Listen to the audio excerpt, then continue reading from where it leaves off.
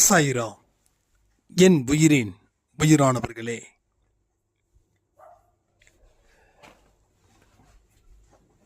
இருக்கக்கூடிய பிரச்சனைகளை எப்படி என்னால் முறியடிக்க முடியும்? கடவுள்கிட்ட இருந்து நல்ல பதில் கிடைக்குமா? வாழ்க்கையில் அடுத்த அடி என்னால் எடுத்து வைக்க முடியுமா? ஒரு தெளிவான மனநிலையை உருவாக்க நான் எந்தெந்த வழிகளில் பயணம் செய்யணும் அப்படின்னு சில பேருடைய கேள்வி. இந்த கேள்விக்கு பதில்கள் தெரிஞ்சிடுச்சுன்னா வாழ்க்கை ரொம்ப ஈஸி. கண்ணை மூடிக்கிட்டு உங்களை எதிர்க்கிறாங்கல்ல, நீங்கள் ஏதாவது ஒன்று நல்லது செய்ய போய் அது கெட்டதில் கொண்டு வர முயற்சிகள் செய்து அவங்க வெற்றி பெறுகிறார்கள் இல்லை.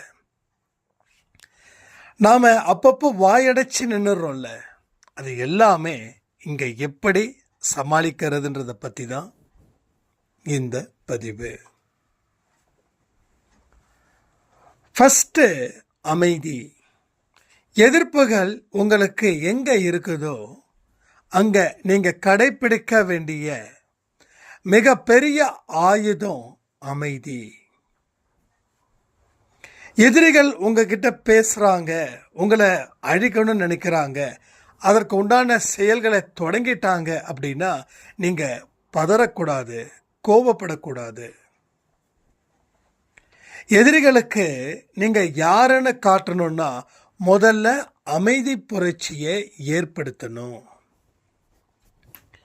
அப்போது அவங்களுக்குள்ள ஒரு தாட் இருக்கும், நம்ம இவ்வளவு தூரம் சீண்டுறோம், பட் இந்த மாதிரி ஒரு ரியாக்ட் பண்ணியிருக்கணும், பட் இப்போ வரைக்கும் இந்த மாதிரி ரியாக்ட் பண்ணலை, அப்போ வேறு ஏதாவது ஒரு விஷயங்கள் இருக்குமோ அப்படின்னு அந்த எதிரிகள் கண்டிப்பாக உங்களை பார்த்து பயப்படுவார்கள். எதிரிகளே இல்லை, இருக்கக்கூடாதுன்றது தான் நம்மளுடைய நோக்கம். ஆனால் இருக்கக்கூடிய எதிரிகள் எப்படி சமாளிக்கிறது?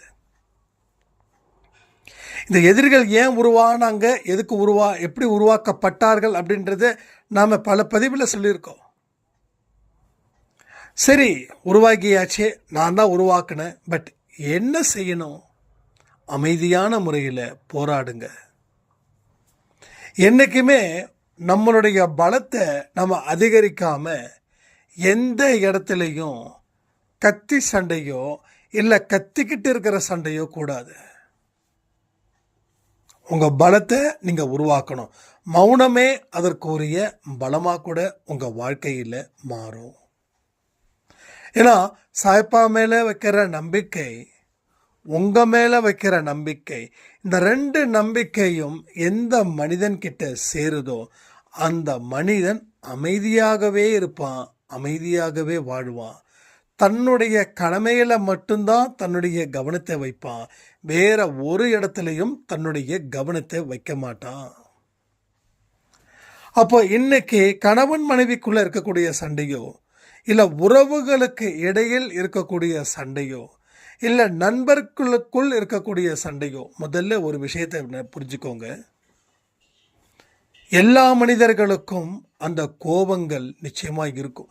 என்னை ஒருத்தர் திட்டான் அப்படின்னா அவனை நான் திட்டணுன்ற ஒரு தாட் இருக்கும்.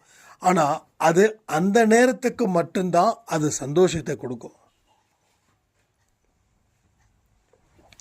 அதுக்கப்புறம் அது ஏண்டா திட்டணுன்ற மாதிரியே ஒரு குற்ற உணர்ச்சியை உங்கள் மேலே பழிய தூக்கி போடுவாங்க. அப்போ அவங்க பேசின 10 வார்த்தை உங்களுக்கு பாதிப்பு இல்லை, ஆனால் நீங்கள் சொன்ன ஒரே ஒரு வார்த்தை உங்களை அந்த குடும்பத்தில் இருந்தே பிரிக்கும் வண்ணமாக மாறியிருக்கா இல்லையா? இங்கே அன்பே சாயில் கணவன் 1000 தப்பு சொல்லியிருக்கலாம், ஆனால் நீங்கள் ஒரே ஒரு வார்த்தை விட்டுருப்பீங்க, அது உங்கள் வாழ்க்கையே தலைகீழாக மாற்றிருக்கா இல்லையா? ஏன் தெரியுமா? நல்லவர்களோட வார்த்தைக்கு அது ஒரு மேலும் பவர்ஃபுல். நல்லவங்க என்ன சொன்னாலும் பலிக்கும். இப்போ 1000 வார்த்தைகள் சொல்லும்போது ஒன்றும் பெருசாக பண்ணல. ஆனால் ஒரே ஒரு வார்த்தை நீங்கள் உதிச்ச உடனே என்ன ஆகுது? குடும்பம் தலைகீழாக மாறுது. அப்போ உங்கள் வார்த்தைக்கு பவர் இருக்குது.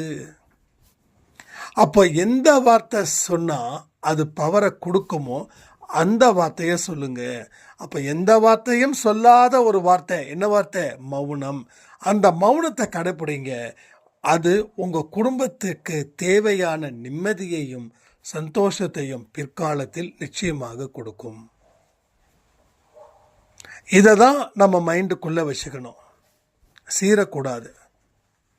ஒரு சிங்கம் வேட்டையாடுறதுக்கு முன்னாடி என்ன பண்ணும் தெரியுமா?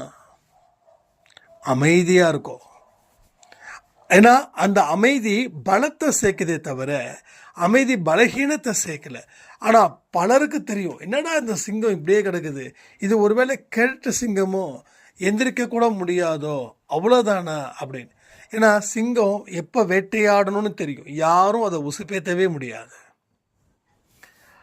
பசியோடு இருக்கிற சிங்கத்துக்கிட்ட மான் போச்சு, அந்த மான் காலி. ஆனால் பசி இல்லாமல் அந்த சிங்கம் இருக்கும்போது மான் போய் அதுக்கிட்ட புகுந்து புகுந்து விளையாடும். மானுக்கு தெரியும் எப்போ இது நம்மளை அட்டாக் பண்ண போகுது அப்படின்னு. ஸோ அதுபோல் இந்த இடத்துல நீங்கள் எல்லாமே கடவுளுடைய குழந்தைகள், சிங்கங்கள்னு சொல்லலாமே, சொல்லக்கூடாதா? சிங்கங்கள். அதனால் நீங்கள் வேட்டையாடுவதற்கு உண்டான ஒரு நாள் வரும். அது வரைக்கும் காத்திருங்க, பொறுத்திருங்க, பிரார்த்தனை செய்யுங்க, கடவுள் மீது நம்பிக்கையை வையுங்க. உங்கள் வாழ்க்கையுடைய தலையெழுத்தே மாற்றக்கூடிய அற்புத சக்தி உங்களுக்கு கடவுள் வழங்கி இருக்கிறார். அப்போ எதிர்த்து வரக்கூடிய துன்பம் பயப்படுத்துதே. எஸ், அது பயப்படுத்தும். ஏன்னா மனசில் அந்த அளவில் ஒரு விதமான பயமும் பதட்டமும் இருக்கிறதால அது உங்களுக்கு கேடாக வந்து முடியும். அப்போ இதை தான் நம்ம தியானத்தின் மூலமாக சரி பண்ணுறோம், ஆரத்தியின் மூலமாக சரி பண்ணுறோம். நீங்கள் வைக்கிற பிரார்த்தனையின் மூலமாக உங்கள் மனசில் நம்பிக்கையை ஏற்படுத்துகிறோம். இது எல்லாமே இங்கே சாய்ப்பாக்கிட்டே நடக்குது. ஒவ்வொரு முறையும் தோல்வி அடைகிறேன்னு நினைக்காதீங்க. ஒவ்வொரு முறையும் முயற்சி செய்கிறேன் வெற்றி பெறுவதற்குன்னு நினைங்க. நீங்கள் எந்த மாதிரி விஷயத்தை மனசுக்குள்ளே விதைக்கிறீங்க அதுதான் அறுவடை. தோல்வியை கூட வெற்றியாக மாற்ற முடியும் அப்படின்னு நீங்கள் நம்ப ஆரம்பிச்சிட்டிங்கன்னா ஒரு நாள் ஒரு ஹிமாலய வெற்றியை பெற முடியும். ஆனால் தோல்வி இப்படி வந்துருச்சேன்னு சொல்லி விரக்தியின் பாதையில் போனீங்கன்னா எந்த காலத்திலையும் வெற்றி பெற முடியாது. உங்களை தூற்றுபவர்கள் தூற்றிக்கொண்டே இருப்பார்கள். அவங்க எந்த இடத்துலையும் உங்களை என்ன பண்ணுவாங்க? பெருமையாக பேசவே மாட்டாங்க. எந்த இடத்துலையும் நடக்காது. எல்லா மனுஷனுக்கும் ஒரு ஆசை இருக்கும், என்னை எல்லாரும் பெருமையாக பேசணும், நான் மதிப்பு மிக்கவனாக மாறணும் அப்படின்னு எல்லாருக்குமே இருக்கும். இல்லாமல் யாருக்குமே இல்லை. சில பேர் ஏன் உங்ககிட்ட போட்டி போடுறாங்க தெரியுமா? எங்கே நீங்கள் அவங்கள தாண்டி வந்துடுவீங்களோ அப்படின்னு. ஏன்னா மனுஷனுடைய அபார சக்தி, அற்புத சக்தி எந்த நேரத்தில் வேணாலும் வெளிப்படலாம். வெளிப்பட்டு அவனுடைய வாழ்க்கையோட பாதையையே மாற்றலாம். உங்களுக்குள்ள ஒரு சக்தி இருக்குது, அது இல்லைன்னு சொல்லவே முடியாது. வைரமுத்து கூட சொல்லியிருப்பாங்கல்ல, உனக்குள்ள சக்தி இருக்கு, அதை உசிப்பிட வழிபாரு, சுப வேலை மாலை அப்படின்னு ஒரு லைன் இருக்கும். எல்லா மனுஷனுக்கும் அந்த சக்தி இருக்கு. ஒன்றும் இல்லைங்க, இளையராஜா பிறக்கும்போது அவர் தெரியுமா ஒரு இசை ஞானியா, இசை கடவுளா மாறுவாருன்னு. சூப்பர் ஸ்டார் ரஜினி பிறக்கும்போது ஒரு 80 தாண்டியும் ஒரு ஹீரோவாக இருப்பார்னு தெரியுமா? அம்பானி பிறக்கும்போது இப்படிப்பட்ட ஒரு சாம்ராஜ்யத்தை நிர்வகிக்க முடியும்னு தெரியுமா? அவர் தெரியுமா எல்லோருடைய கையிலையும் என்னுடைய ப்ராடக்ட் இருக்கும் அப்படின்னு. அவர் 7 வயசு பையனாக இருக்கும்போதோ இல்லை 10-20 வயசு பையனாக இருக்கும்போதோ தெரிஞ்சிருக்குமா? அப்போ எந்த இடத்துலையோ சக்தி வெடிச்சிருக்குது, அந்த சக்தி அபார சக்தியாக மாறி இருக்குது. கரெக்டா இல்லையா? இன்றைக்கி எல்லோருடைய வீட்டிலும் ரிலையன்ஸோட ப்ராடக்ட் இருக்கா இல்லையா? ஜியோ சிம் இல்லாத வீடே இல்லைன்னு சொல்லலாம். ஒரு வீட்டில் 4 பேர் இருக்கிறாங்கன்னா 4 பேரில் ஒருத்தங்க கிட்டேயாவது ஜியோ சிம் இருக்கும். இதை எதுக்காக சொல்கிறேன்னா, எந்த நேரத்தில் வேணாலும் உங்கள் சக்தி வெளிப்படும். ஆனால் நீங்கள் என்ன செய்யணுன்றதான் முக்கியம். இதை செஞ்சால் தான் அது கிடைக்கும். அதான் நம்ம தமிழில் டைட்டில் இப்படி வைக்கிறோம், இதை செஞ்சால் அது கிடைக்கும். எப்போ பார்த்தாலும் நம்ம வெறித்தனமாக இருப்போம், எப்போ பார்த்தாலும் நம்ம குழப்பத்தில் இருப்போம், எப்போ பார்த்தாலும் ஒரு துக்கத்தில் இருப்போம். அந்த நேரத்தில் அந்த சக்தி வெளிப்படாது. அந்த சக்தி எப்போ வெளிப்படும்? நீ அமைதியான முறையில் உன்னோட மனதை வை, உன்னோட மனதை கட்டுப்படுத்து, உடலாலையும் மனதாலையும் கட்டுப்படுத்து. நீ கட்டுப்படுத்த கட்டுப்படுத்த கட்டுப்படுத்த தான் உன்னுடைய மனதில் இருக்கக்கூடிய குழப்பங்கள் தீரும், அமைதி நிலவும். அந்த அமைதியிலே இருந்து உன் வாழ்க்கை ஆரம்பமாகும். அடுத்த ஜென்மம் அப்படின்னு இந்த ஜென்மத்திலேயே நம்ம வாழ முடியும். நான்லாம் எனக்கு தெரிஞ்ச வரைக்கும் இது 2வது ஜென்மம் அடித்து சொல்லுவேன். இது 2nd ஜென்மம். நானாக 10 வருஷத்துக்கு முன்னாடி எப்படி இருந்தேன்னு தெரியாத மாதிரி என் வாழ்க்கை இருக்குது. அந்த அடையாளத்தையே கடவுள் அழிச்சிட்டாரு இந்த ஜென்மத்தை கொடுத்து. அதனால் அடுத்த ஜென்மம் அதெல்லாம் இல்லை, இந்த ஜென்மத்திலேயே மீண்டும் ஒரு ஜென்மம் உங்களுக்கு கிடைக்கும். ஸோ மீண்டும் புது வாழ்க்கை உங்களுக்கு துளிர்விடும். அது இந்த வியாழக்கிழமை மிக முக்கியமான வார்த்தைகளாக வருது பாருங்களேன்.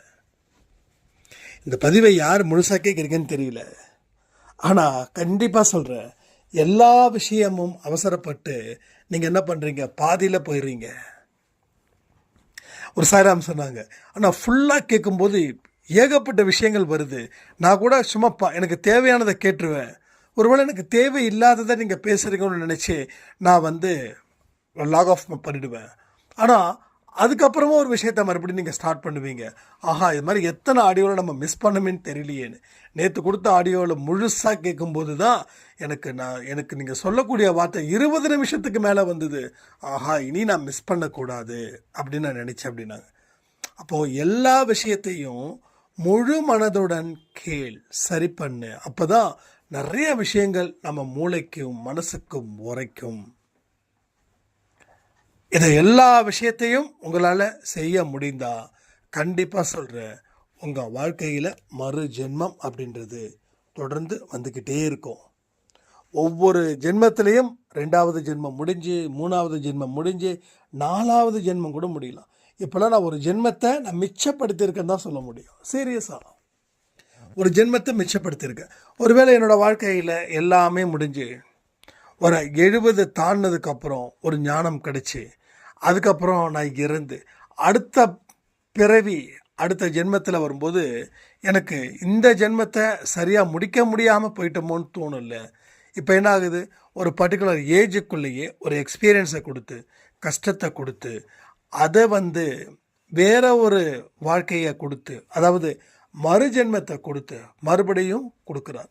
எனக்கு இன்னமும் ஒரு ஜென்மம் எனக்கு எடுப்போமோன்னு தோணுது. ஏன்னா இந்த செயல்படக்கூடிய விதம் அந்த மாதிரி தான் இருக்குது. ஸோ டெஃபினெட்லி 3வது ஜென்மமும் இந்த ஜென்மத்தில் எனக்கு இருக்குது. ஸோ உங்களுக்கு இந்த ஜென்மத்தில் 5 ஜென்மம் இருக்கணும்னு நான் பிரார்த்தனை பண்ணிக்கிறேன். அப்போ அடுத்த ஜென்மம் பார்த்திங்கன்னா எங்கே விட்டீங்களோ அங்கே இருந்து தொடரும். இப்போ என் லைஃப்பை நான் எங்கே விட்டேன், சந்தோஷமாக விட்டேன்னா சந்தோஷமாக அடுத்த ஜென்மம் தொடங்கும். என் லைஃப்பை ரொம்ப கஷ்டப்பட்டு கண்ணீர் விட்டு கடனாளியும் நோயாளியும் நான் விட்டேன்னா இது அடுத்த ஜென்மத்திலையும் தொடரும். அதனால் உடலையும் மனதையும் சரி செய்யாமல் நீ இறந்து போகணும்னு நினைக்காத. அப்படி இறந்து போகணும்னு நினச்சா மீண்டும் வரக்கூடிய பிறவி கோடி துன்பங்களை ஆரம்பிக்கும். அந்த நிலைமை வேண்டான்னா இந்த விஷயத்தை செய்யுங்க. எந்த விஷயத்தை செய்யணும்? மனதை அமைதிப்படுத்து, மனதை உன்னுடைய கட்டுப்பாட்டுக்கின் கீழ் கொண்டு வா. நீ என்ன சொல்கிறியோ உன் உடல் கேட்கணும், நீ என்ன சொல்கிறியோ உன் மனது கேட்கணும். அப்போது இந்த விஷயத்தை தான் நம்ம தெளிவாக புரிஞ்சுக்கணும். எல்லா விஷயமும் உங்களால் முடியும் அப்படின்ற ஒரு விஷயத்தை கூட இந்த மனசில் அமைதி புரட்சியின் மூலமாக ஏற்படுத்த முடியும். நிறைய பேர் பாருங்களேன், எத்தனையோ சிக்கல்களை எவ்வளவு அழகாக முறியடிச்சாங்க தெரியுமா? நம்ம வீட்டு அம்மாக்கள் நம்ம குல தெய்வம். எவ்வளோ பெரிய பிரச்சனை வந்தாலும் கூலாக இருப்பாங்க. அப்பா வந்து பார்த்திங்கன்னா ரொம்ப ஒரு மாதிரி பரபரப்பாக இருப்பாங்க, பயப்பாக இருப்பாங்க, குழப்பமாக இருப்பாங்க. அது எல்லா வீட்டிலும் இருக்கக்கூடிய அப்பாக்கள் அப்படி தான். ஆனால் அப்பாவோட கம்பேர் பண்ணும்போது அம்மாவுடைய அந்த குணம், ஏன்னா அது தாய்மை உள்ளம், அது என்றைக்கும் அமைதியான முறையில் தான் யோசிக்கும். பொறுத்து யோசிக்கலாம் என்ன ஆகிட போகுது அப்படின்னு. அதுலேயே பல பிரச்சனைகள் தீர்த்து இருந்திருப்பாங்க. ஆனால் நாம் என்ன பண்ணுறோம், ஒரு விஷயம் நமக்கு எதிராக நடந்துருச்சுன்னா, எதிராக பேசிட்டாங்கன்னா அவங்க பாவமாயிடுறாங்க. உங்களை திட்டினதை விட நீங்கள் அவங்க மேலே வச்ச வார்த்தைகள் இருக்கே, வீசின வார்த்தைகள் இருக்கே, அது நெருப்பாக கொழுந்து விட்டு எரிஞ்சிக்கிட்டு இருக்குதுங்க. சரியா? ஸோ அதனால் எல்லாத்தையும் நம்ம முடிவு பண்ணுவோம். ஒரு நல்ல ஒரு அருமையான அற்புதமான வாழ்க்கையை வாழுவோம். ஏன் வாழ்ந்து சாதிக்கக்கூடாது? அதாவது சாதிக்கணும் அப்படின்னா சுனிதா வில்லியம்ஸ் மாதிரி அங்கே தான் போய் தான் சாதிக்கணும்னா இல்லைங்க. உங்கள் மனசை கூலாக வச்சுருந்தாவே போதுங்க. உங்கள் மனசை உங்கள் கட்டுப்பாட்டுக்குள்ளே வச்சுருந்தா போதும். அதுவே சாதனை தான். நம்ம வந்து அடுத்தவங்களை கம்பேர் பண்ணி அவங்கள மாதிரியாக சாதிக்க போகிறேன், இவங்கள மாதிரியாக சாதிக்க போகிறேன், அதெல்லாம் வேண்டாம். நீங்கள் தான் உங்களுக்கு ராஜா. உங்களை நீங்கள் சந்தோஷமாக வச்சுருங்க. அப்போ எல்லா நல்ல விஷயங்களும் உங்கள் வாழ்க்கையில் நடக்கும். முதல்ல கடவுள் சொல்கிறத புரிஞ்சுக்கணும். இங்கே எடுத்த உடனே ஆரம்பிச்சது நான் அதை வச்சு தான். நிறைய பேருக்கு கடவுள் சொல்கிறதே புரியல. எப்பயுமே சத்தமாக இருக்கிற இடத்துல 1000 பேர் சத்தமாக இருக்கிறாங்க. நீங்கள் ஒரு மூலையில் இருந்து இன்னொரு மூலையில் இருக்கிறவங்க கூட உங்களால் பேச முடியுமா? ஃபோனில் பேசலாம். நேராக பேச முடியுமா? எத்தனை பேர் நேராக பேச முடியும்? அந்த 1000 பேரோட கத்தல் இருக்கே அப்படி. அப்போ அந்த 1000 பேரும் சைலண்ட்டாக இருந்தாங்கன்னா இங்கே இருக்கிறவங்க அந்த எண்டில் இருக்கிறவங்க கிட்ட பேச முடியும். சரிதானே? இது உங்களுக்கு புரியுதா? அப்போது கடவுள் உங்கள் மனசுக்குள்ளே இருக்காரு. அப்போது அவர் பேசுகிறது உங்களுக்கு ஏன் கேட்கலன்னா, இந்த 1000 பேர் பேசுறது தான் 1000 எண்ணங்கள் உங்கள் மனசில் வருது போகுது, வருது போகுது, வருது போகுது. அப்போ இதன் மூலமாக தான் அவர் பேசுறது உங்களுக்கு கேட்கல. அப்போ இந்த 1000 பேரை கூல் பண்ணணும், அவங்கள பேச விடாமல் செய்யணும். தேவையானவர்களை மட்டும் பேசணும்.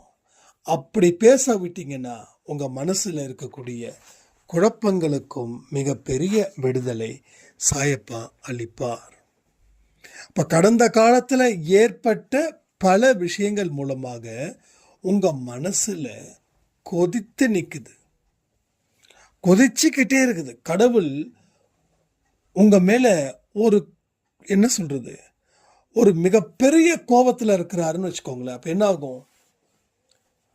அப்போ அவருடைய பார்வையில் நாம் படும்போது நம்ம தப்ப முடியாது. ஆனால் என்றைக்குமே அவருடைய பார்வையில் நம்ம பட்டாலும் நம்ம வாழணும் அப்படின்னா கடந்த காலத்தில் இருந்த விஷயங்கள், செய்த பாவங்கள் எதையுமே நிகழ்காலத்தில் செய்யாமல் பார்த்து கொள்ளுங்கள். இங்கே பாவம் செய்ய ஆரம்பிச்சிட்டிங்கன்னா கடவுள் உக்கிரத்துடன் காணப்படுவார். நல்லா புரிஞ்சுக்கோங்க. ஆனால் இங்கே ஒவ்வொரு மனுஷனும் பாவங்கள் செஞ்சுக்கிட்டே தான் இருக்கும். அடுத்தவங்களை திட்டுறதாலையும், அடுத்தவங்களை அழிக்கணும்னு நினைக்கிறதாலையும், அடுத்தவங்க வாழ்க்கையில் ஏதாவது ஒரு தடைகளை ஏற்படுத்த முடியாதா சாயப்பான்னு சொல்லி பிரார்த்தனை பண்ணுறவங்களும். ஒரு சாராம் சொன்னாங்க, எப்படியாவது என்னுடைய கணவர் என்னை விட்டுட்டு பிரிஞ்சிடணும், அது நிரந்தரமாக என்னை விட்டு பிரிஞ்சாலும் பரவாயில்லன்னு சொல்லி தப்பான ஒரு விஷயத்த சொன்னாங்க. அவர் அழிஞ்சாலும் பரவாயில்ல, அந்த அளவுக்கு என்ன கொடுமைப்படுத்துகிறாரு. உங்களை கொடுமைப்படுத்துகிறாருன்றது உண்மைதான். ஆனால் அவரை அழிக்கணும்னு நினைக்கும் போது கடவுளுக்கு உங்கள் கணவரை விட உங்களை தான் தண்டிப்பார். ஏன் தெரியுமா? போதையில் இருக்கிறவனை என்ன பண்ணாலும், என்ன அடி அடித்தாலும் அடிக்கிறவனுக்கு தான் வலிக்கும், அடி வாங்குறவனுக்கு வலிக்காது. அப்போது யாரை தண்டனையை அதிகம் பண்ணுவார்? உங்களை. சரி, நீங்கள் அவரை விட தப்பு கம்மியாக தான் பண்ணுறீங்க. ஆனால் அவருக்கு அந்த அறிவு இல்லை. அந்த அறிவை ஆண்டவன் ஏதோ ஒரு அனுபவத்தின் மூலமாக கொடுப்பார். ஆனால் உங்களுக்கு ஆண்டவன் அனுபவத்தை கொடுத்துருக்காரு. ஆனால் நீங்கள் அந்த மாதிரி வார்த்தைகளை விடலாமா? அப்படி விட்டால் என்ன ஆகும்? அதுதான் இங்கே நடக்குது. அப்போ எதுவுமே எந்த எதிர்ப்பு காட்ட வேண்டாமா? எஸ், எந்த எதிர்ப்பு காட்ட வேண்டாம். மனசில் பலத்தை ஜாஸ்தி பண்ண பண்ண பண்ண உங்களுக்கு எதிரில் இருக்கிற டீமுடைய பலம் குறைஞ்சிடும். உங்களுக்குன்னு இருக்கக்கூடிய ஒரு முக்கியமான பிடிப்பை நீங்கள் தேடி கண்டுபிடிக்க சாய்ப்பா எல்லா முயற்சிகளும் உங்களுக்கு கொடுப்பார். அப்போது அவர் சொல்லக்கூடிய விஷயத்த நாம் காதில் கேட்கல, கேட்டும் நடக்கலை அப்படின்னும்போது நமக்கு எந்த ஒரு விஷயங்களும் வாழ்க்கையில் நடக்காமல் போகிறது. இதை சரி பண்ணுங்க, வாழ்க்கையை வெல்லுவோன்னு சொல்லி இந்த பதிவை நான் முடிக்கிறேன். ஜெய் சாய்ராம்.